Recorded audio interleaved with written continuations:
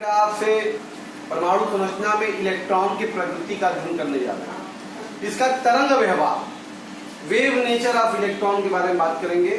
देखो, de Broglie ने बेटा कोई भी सूक्ष्मतम कण है, जैसे इलेक्ट्रॉन है, प्रोटॉन है, इनके व्यवहार को, तरंग व्यवहार को प्रदर्शित करने का विचार प्रस्तुत किया। ठीक है, डी ब्रॉगली ने कहा कि सूक्ष्मतम कण जो होते हैं वो तरंग व्यवहार में भी व्यक्त होते हैं। इनके अनुसार बेटा अगर मान लिया जाए, माना यम द्रव्यमान का कोई भी सूक्ष्मतम कण है, सूक्ष्मतम कण ही वेग से गतिमान है तथा इसका तरंग दैर्घ्य लैम्डा है, तो बेटा लैम्डा बराबर एच बाई पी या लैम्डा बराबर एच बाई एम भी एक संबंध दिया इन्होंने बेटा, जहां एच जो है वही प्लांक नियतांक है, इसकी वैल्यू 6.62 10 के पावर -34 जूल सेकेंड होता है। ठीक है, यम भी इसका वेग है, यम भी जो है बराबर यम भी ये कण का, सुनिश्चित कण का क्या है, संवेग है। तो समीकरण एक को बेटा डी ब्रॉगली समीकरण कहते हैं। समीकरण तथा लैम्डा को डी ब्रॉगली तरंग दैर्घ्य कहते हैं।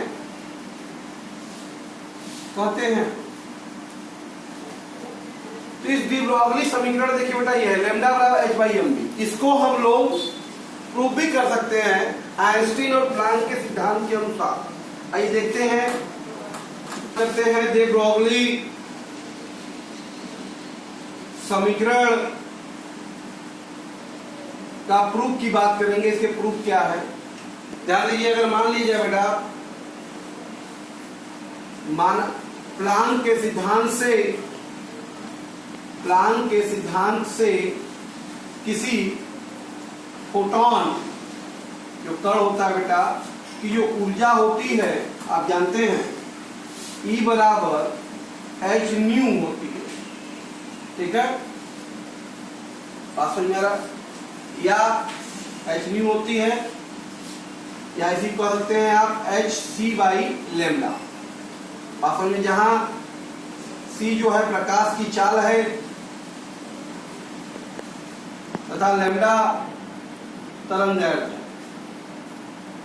अगर कण जो है सी प्रकाश की चाल से घूम रहा है कोई गतिशील कण, तो उसकी ऊर्जा क्या होगी, एच न्यू होगी, एच सी अपॉन लैम्डा होगी। तो आइंस्टीन ने बताया, आइंस्टीन के अनुसार बेटा किसी सूक्ष्मशील कण की जो ऊर्जा होती है, जो प्रकाश की चाल से चल रहा है, तो होता है mc स्क्वायर। ये दोनों ऊर्जाएं क्या होंगी, समतुल्य होंगी। तो यहां से हम लिख सकते हैं mc स्क्वायर बराबर एच सी अपॉन लैम्डा। तो बेटा यहाँ जगह एक सी कट गया, तो यम सी बराबर हो गया एच बाई लैम्डा, या बेटा लैम्डा बराबर एच बटा यम सी। इसका मतलब हो गया एच बटा यम, मतलब मास हो गया, द्रव्यमान, और ये हो गया वेग या चाल। इसी को संवेग कहते हैं। तो लैम्डा बराबर एच बाई हो गया पी, या यही हो गया एच बाई एम भी। इस तरीके से हम लोग डी ब्रॉगली समीकरण को यहाँ पे क्या कर सकते हैं बेटा, प्रूव कर सकते हैं। क्लियर है बेटा। त्वरित इलेक्ट्रॉन के विभव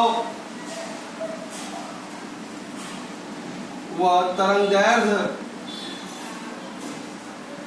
में संबंध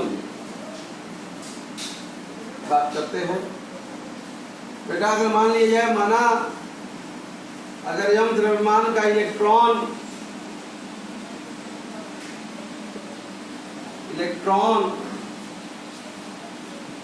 भी विभव के अंतर्गत त्वरित होता है, अंतर्गत भी वेग से त्वरित होता है, तो बेटा जिसकी ऊर्जा होगी काइनेटिक एनर्जी वो ईवी होगी। कितनी होगी? ईवी। तो ईवी बराबर क्या होगा? Half of M V square होगा। ठीक है बेटा, half of M V square हो जाएगा यहां से। तो यहां से अगर आप देखें तो की स्क्वायर बराबर आपको क्या मिल गया? 2EV बाई एम, या सिंपली v बराबर हो गया √2EV बाई एम। यह किसी भी त्वरित इलेक्ट्रॉन का क्या है? वेग है। अच्छा, डी ब्रॉगली समीकरण से आप लैम्डा बराबर क्या जानते हैं? h upon m into v। यहाँ से h अपॉन m और v की वैल्यू अगर रख दिया जाए तो √2EV बाई एम हो जाएगा। तो बेटा यहाँ से अगर अंदर m भेज दें, m स्क्वायर जाएगा, m से m कट जाएगा, तो लैम्डा जो होगा वो गतिशील कण का क्या होगा? h बटा √2m EV। ये होता है तरंग दैर्ध्य लैम्डा और विभव में संबंध। क्लियर है बेटा? इसमें कई क्वेश्चन वगैरह आपको देखने को मिलते हैं। इलेक्ट्रॉन की द्वैती प्रकृति।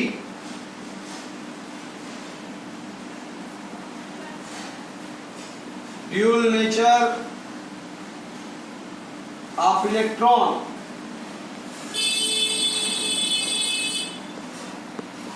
तो बेटा हमने देखा कि जो इलेक्ट्रॉन है बेटा, या इसमें जो सूक्ष्मशील कण होते हैं इलेक्ट्रॉन, बेटा प्रकाश विद्युत प्रभाव, क्या हम कह सकते हैं सिंपली ऐसे भी कि जो प्रकाश विद्युत प्रभाव आपने पढ़ा, प्रभाव, बोहर का परमाणु मॉडल पढ़ा, मॉडल बेटा ये सभी जो है कणिका सिद्धांत है न्यूटन का।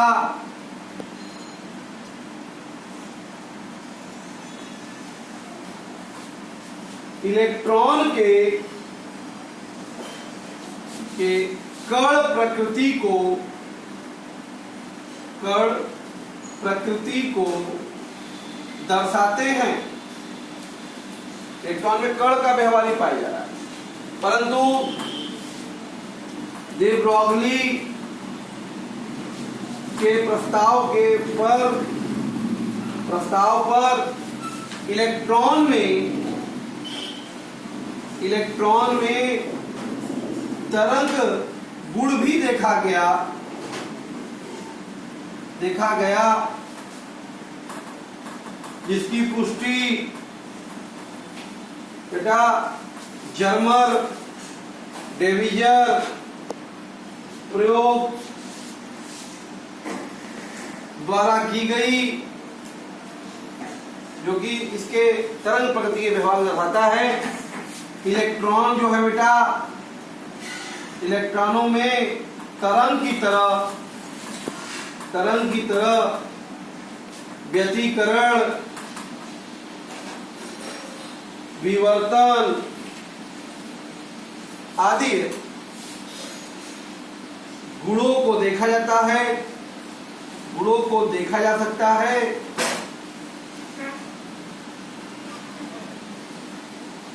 अतः हम कह सकते हैं बेटा, हम कह सकते हैं कि जो इलेक्ट्रॉन है कण के साथ साथ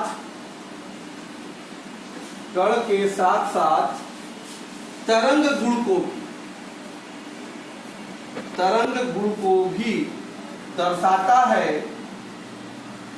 जिसे इलेक्ट्रॉन की द्वैती प्रकृति कहते हैं। ठीक है बेटा, ये है इलेक्ट्रॉन का ड्यूल नेचर। तो इलेक्ट्रॉन में कणों के साथ साथ तरंग का गुण का भी समावेश होता है। इसी को ड्यूल नेचर या द्वैती प्रकृति कहते हैं। आपने विभिन्न प्रकार के प्रयोग आपने पढ़े, परमाणु मॉडल, प्रकाश विद्युत प्रभाव, कणिका सिद्धांत आपने पढ़ा होगा कभी। ये सभी घटनाएं इसके पार्टिकल नेचर को प्रदर्शित करते हैं। साथ ही साथ इलेक्ट्रॉन में आपका विवर्तन हो रहा है, प्रकाश का जो गुण है, तरंग का जो गुण है, व्यतिकरण की घटना हो रही है, इसमें अध्यारोपण का सिद्धांत इस पर लगता है इनके व्यवहार में। ये सभी तरंग व्यवहार को दर्शाते हैं। इसकी पुष्टि जर्मन डिवीजन एक्सपेरिमेंट के द्वारा भी की गई। बात समझ आ रहा? इससे हम कह सकते हैं कि इलेक्ट्रॉन की प्रकृति कैसी होती है, ड्यूल होती है। क्लियर बेटा? अब हम बात करेंगे डे ब्रॉगली समीकरण द्वारा बोर के मॉडल की व्याख्या। डे ब्रॉगली जो समीकरण है वो बोर के परमाणु मॉडल की व्याख्या करता है। ध्यान दो बेटा, जो बोर का परमाणु मॉडल होता है, बोर का परमाणु मॉडल जो बेटा परमाणु मॉडल है, किसी कक्षा में परमाणु के मॉडल, परमाणु के किसी कक्षा में क्वांटीकरण इलेक्ट्रॉनों के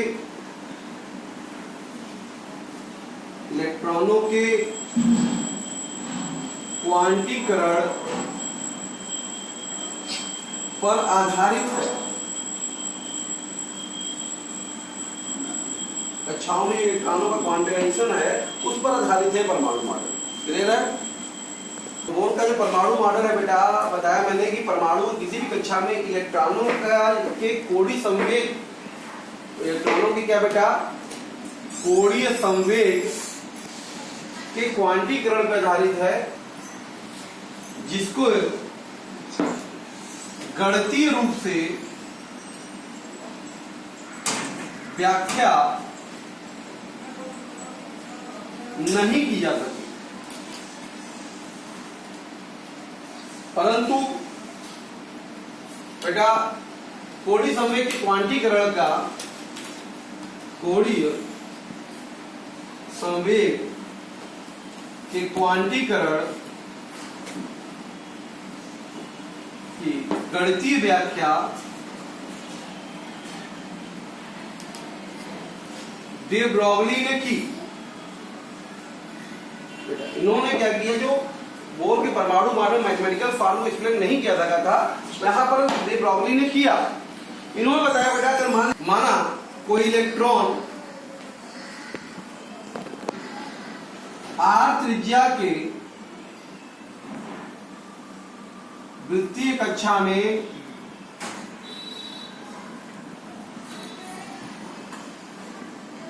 ही तरंग गति के रूप में, या कक्षा में कहते हैं आप, तरंग गति कर रहा है,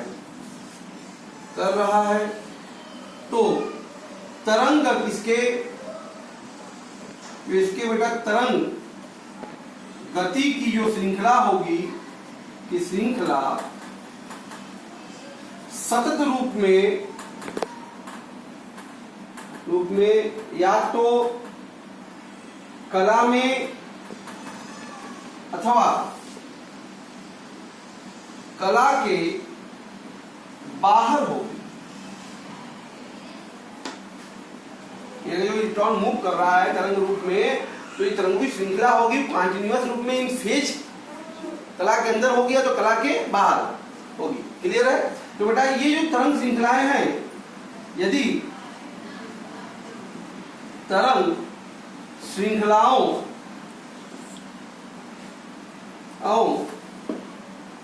का यह नियमित श्रृंग व गर्त बेटा एक दूसरे से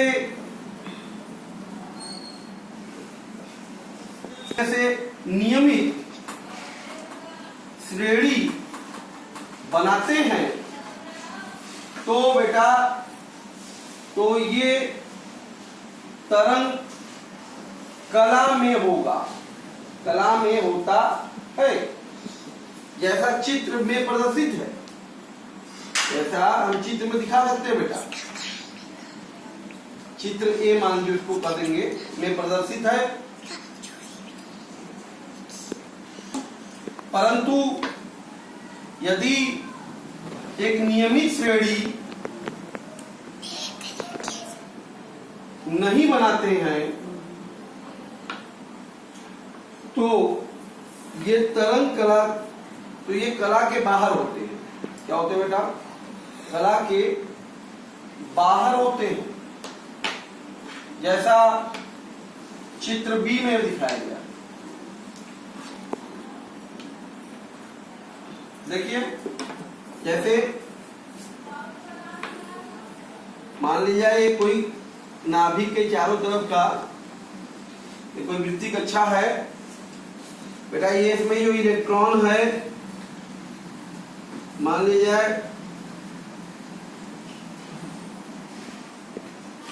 तो ये नियमित, देखिए श्रृंग गर्भ, श्रृंग गर्भ, श्रृंग गर्भ, श्रृंग गर्भ, मतलब लगातार आपको मिलते जा रहे, सीरीज बन रही है।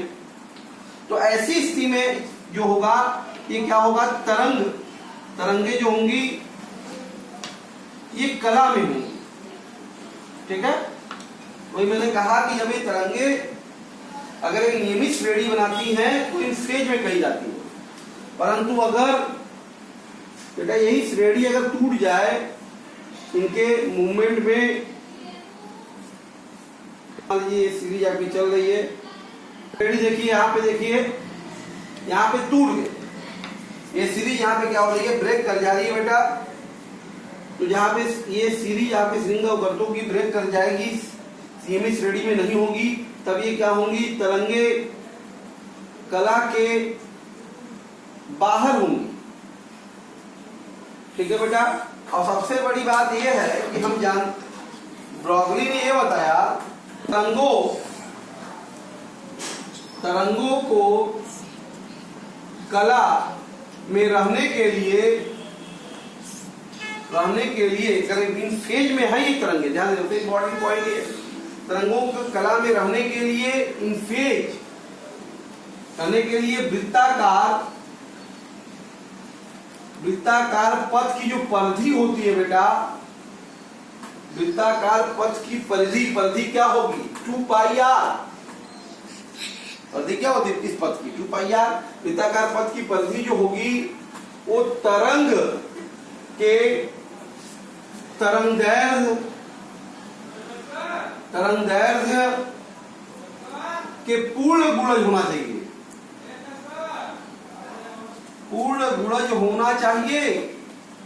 ये सबसे इंपॉर्टेंट बात है कि अगर कोई तरंगे इन फेज में अगर हैं, नियमित श्रृंखलाएं बना रही हैं, तो उसके जो होगा वृत्ताकार पथ की परिधि 2πr लैम्डा के पूर्ण गुणज होना चाहिए। अगर ऐसा नहीं होगा तो फेज के बाहर हो जाएंगे, सीरीज नहीं बनाएंगे।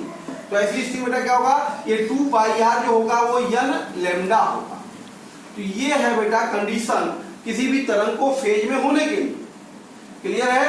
तो यहां से अगर हम बात करें, जब अब प्लांक सिद्धांत से डी ब्रोगली के समीकरण को अगर देख लिया जाए बेटा, तो डी ब्रोगली समीकरण से जानते हैं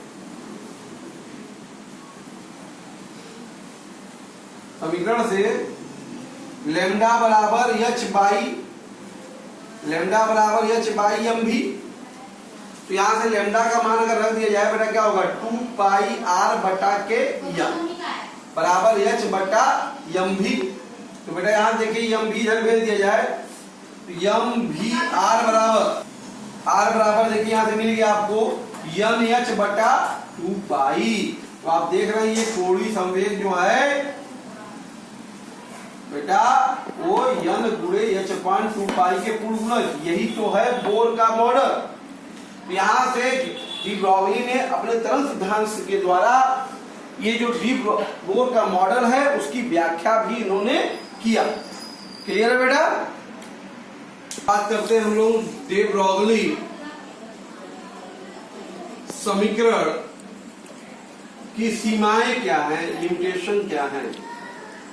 देखिए बेटा, ये जो समीकरण है, डी ब्रॉगली का जो नियम है, ये सिर्फ अति सूक्ष्म कणों जैसे इलेक्ट्रॉन, प्रोटॉन इत्यादि के व्यवहारों का अध्ययन करता है। ठीक है, तो बड़े कण अगर हमारे पास है, दृढ़ पिंड है, अगर दृढ़ पिंडों की बात करें या बड़े कण हैं के गतियों पर बेटा ये दे ब्रॉगली समीकरण नहीं लगता। ठीक है, दृढ़ पिंड की गति या बड़े पिंडों गतियों पर इस तरह के समीकरण का अप्लाई हम नहीं कर सकते हैं। सूक्ष्म कणों पर ही हम डी ब्रॉगली समीकरण का अध्ययन कर सकते हैं या उनके तरंगदैर्घ्य की गणना कर सकते हैं। क्लियर बेटा? क्वेश्चन हमारे पास है, ध्यान दीजिएगा। 0.1 किलोग्राम द्रव्यमान का, तो द्रव्यमान 0.1 केजी दे दिया है और ये कितने वेग से, 10 मीटर प्रति सेकंड के वेग से गति कर रहा है। इसका तरंगदैर्घ्य आपको पूछ रहा है, लैम्डा पूछ रहा है। तो दे ब्रॉगली समीकरण से आप जानते ही हैं, दे ब्रॉगली समीकरण से लैम्डा बराबर h by m into v।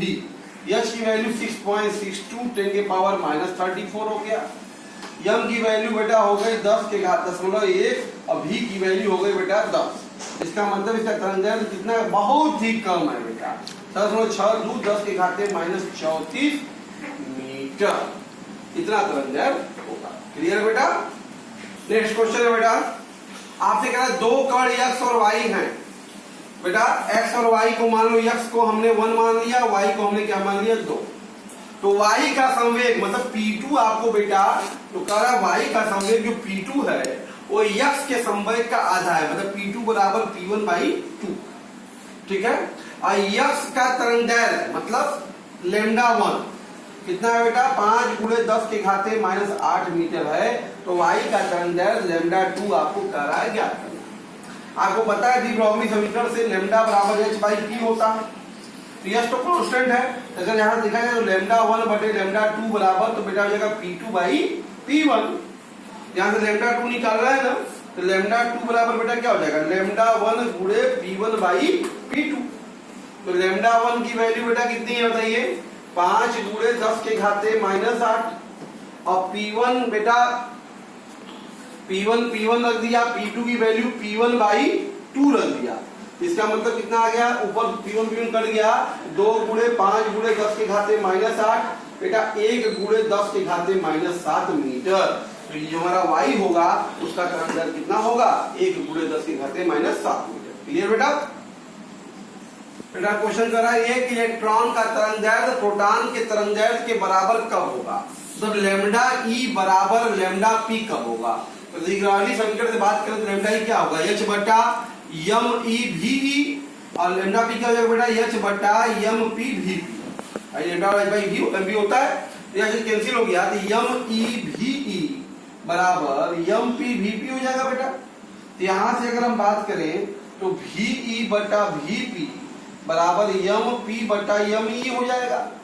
तो mp बेटा है 1.6725 10 के घाते -24 और बटे 9.1 10 के घाते बेटा हो गया -28।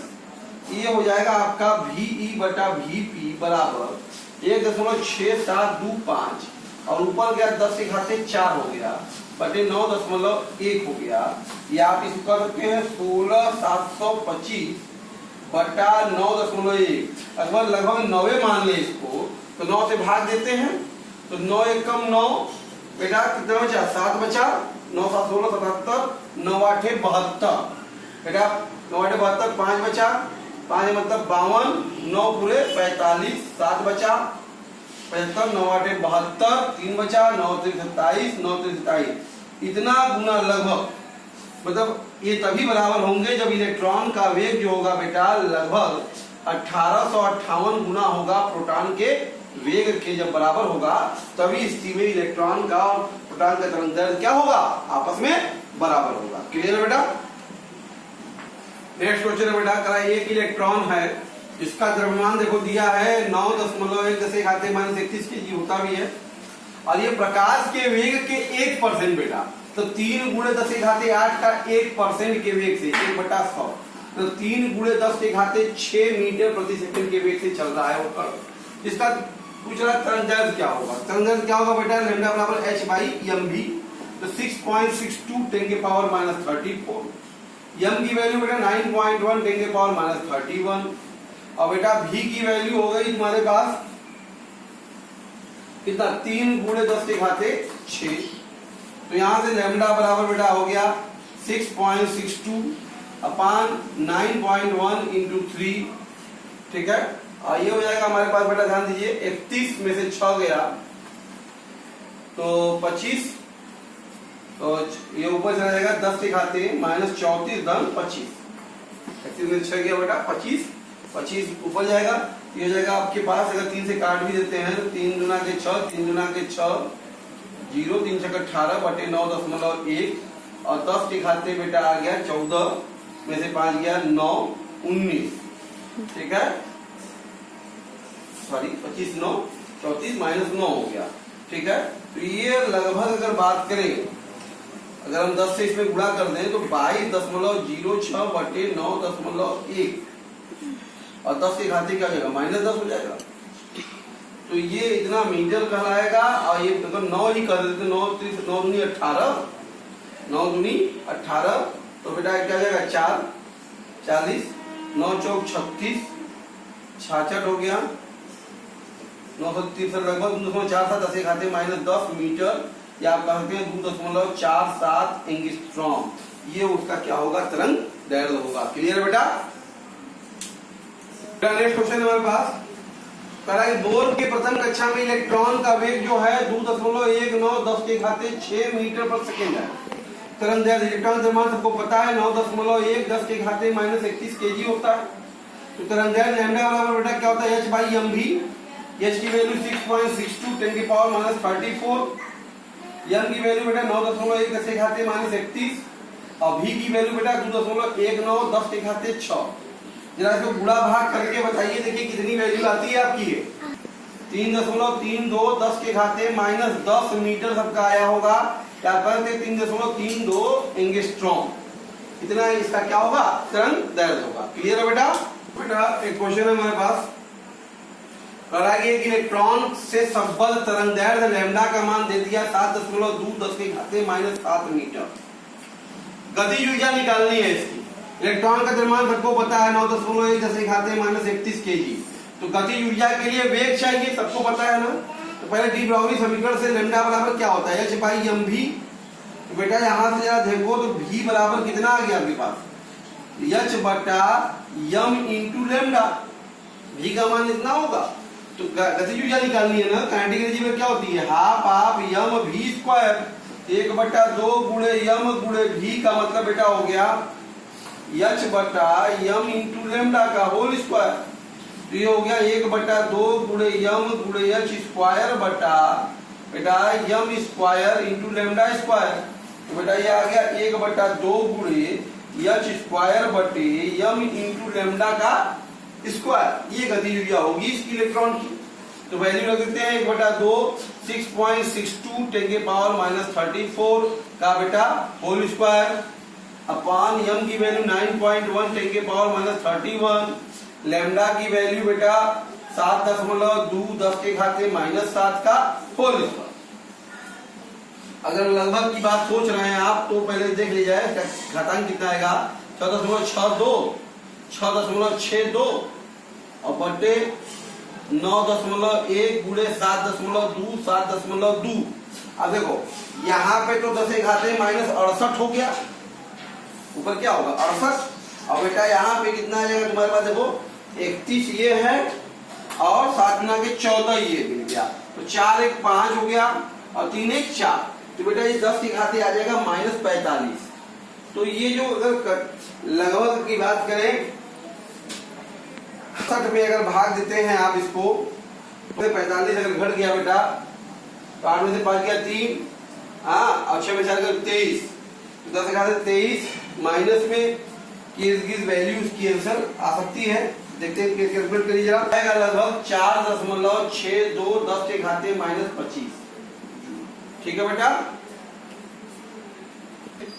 नेक्स्ट क्वेश्चन है बेटा, सिंपली कराएंगे। 3.6 एंगस्ट्रॉम वाले तरंगदैर्घ्य लैम्डा 3.6 एंगस्ट्रॉम है, मतलब 3.6 10 के घाते -10 मीटर है। इसका आपको द्रव्यमान निकालना है। ठीक है, इतने तरंगदैर्घ्य है वाले फोटान। फोटान आपको पता है प्रकाश की चाल से चलता है, 3 × 10 के घाते 8 मीटर प्रति सेकंड की वेग से चलता है। तो लैम्डा बराबर क्या आ जाएगा, h/m(v). तो बेटा यहाँ पे क्या निकालना है, m बराबर क्या हो जाएगा, h बटा लैम्डा इंटू v। तो m बराबर हो गया 6.62 10 पावर -34 और बटा लैम्डा हो गया बेटा 3.6 × 10 के घाते -10 और बेटा v हो गया 3 × 10 के घाते 8। ठीक है, तो यहां से अगर हम बात करें तो 6.62 बटे 3.6 × 3 और ये हो जाएगा हमारे पास 10 में से हट गया 2 -2 तो 10 के घाते हो जाएगा बेटा, ये ऊपर जाएगा तो 30 -30। ये जरा गुणा भाग कर दीजिए तो वैल्यू देखिए इसकी कितनी आती है बेटा, आपकी 6.135 10 के पावर -33 kg। ये हो गया इस फोटान का द्रव्यमान लगभग। क्लियर बेटा। 1000 किलोग्राम का एक रॉकेट है, m बराबर है 1000 10 के घाते 3 kg हो गया, 300 किलोमीटर प्रति घंटा के वेग से। तो बेटा इसको मीटर पर सेकंड में बदल दीजिए, 300 × 5/18 से गुणा करेंगे तो ये मीटर प्रति सेकेंड में हो जाएगा।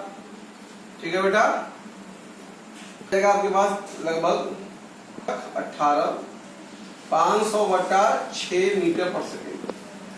ठीक है, तरंगदैर्घ्य निकालना है तो लैम्डा बराबर h/mv। तो h 6.62 10 की पावर -34, v की वैल्यू हो गई 500/6 ऊपर चला जाएगा और m की वैल्यू है 10 के घाते 3। तो ये हो जाएगा बेटा आपका, देखो 6 दूनी के 12, 6 के 36, 1 37, 6 36 3 39 बटा 5 और 10 के घाते बेटा हो गया ये 3 2 5, 34 में से 5 जाएगा बेटा तो 29 बचेगा। ये आ जाएगा आपके पास लगभग 5 7 35 बेटा 35, 4 47, 5 9 45, 5 चौका 20, 5 चौका 20, 10 के घाते -29 मीटर। तो उस रॉकेट का जो तरंगदैर्घ्य होगा इतना होगा बेटा। क्लियर। तो बेटा सॉरी ध्यान दीजिएगा, ये 5 इसमें ऐड हो जाएगा, ये 39 हो जाएगा। ठीक है, इतना मीटर होगा। क्लियर बेटा। ठीक है बेटा, आज हमने आपसे यहाँ पे डी ब्रोगली समीकरण और उसके तरंगदैर्घ्य की गणना का अध्ययन किया। ठीक है बेटा, और भी क्वेश्चन इसमें आधारित हैं। आप बहुत सिंपल क्वेश्चन आते हैं, कंपटीशन में भी इसका क्वेश्चन 1 2 आपको मिल जाता है अक्सर। अब बहुत सिंपल होता है बेटा, लैम्डा भी कोई भी दिएगा, कैलकुलेशन आप आसानी से कर सकते हैं। मतलब आपका 1 क्वेश्चन 2 क्वेश्चन आसानी से करेक्ट एकदम इजी वे में आप इसको कर सकते हैं, चाहे बोर्ड में हो, पास में कंपटीशन में आ सकता है। इसको ध्यान दीजिएगा, बहुत इंपॉर्टेंट टॉपिक है डी ब्रोगली समीकरण पर आधारित क्वेश्चन। इसके आगे के टॉपिक हम नेक्स्ट वीडियो अपलोड करेंगे बेटा। Okay, thank you.